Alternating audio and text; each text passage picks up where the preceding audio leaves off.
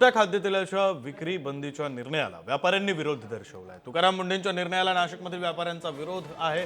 तुकाराम मुंढेंच्या निर्णयाला व्यापारी न्यायालयामध्ये आव्हान देणार आहे।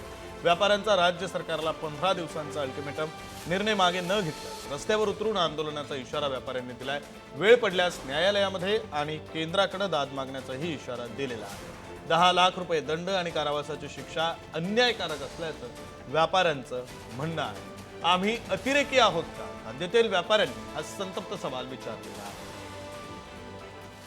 जर सरकारने आम्हाला न्याय नाही दिला आणि न्यायालयाने नाही दिला तर आम्ही रोडावर येणार, आंदोलन करणार, धरणे प्रदर्शन करणार। आणि अजून एक आपल्याला मी माहिती देऊ इच्छितो की मागच्या वर्षात म्हणजे 2025-26 मध्ये महाराष्ट्रात 1247 सॅम्पल नमुने घेतले होते सरकारने वेगवेगळ्या व्यापाऱ्यांकडून। फक्त त्याच्यातून 12 नमुने हा फक्त फेल झालेले असं म्हणू किंवा ते प्रॉपर नव्हते असं म्हणू। तर एवढा पर्सेंटेज कमी असून सुद्धा तुम्ही म्हणताय की लूटची विक्री बंद करायला म्हणजे हा अजिबात चुकीचं आहे।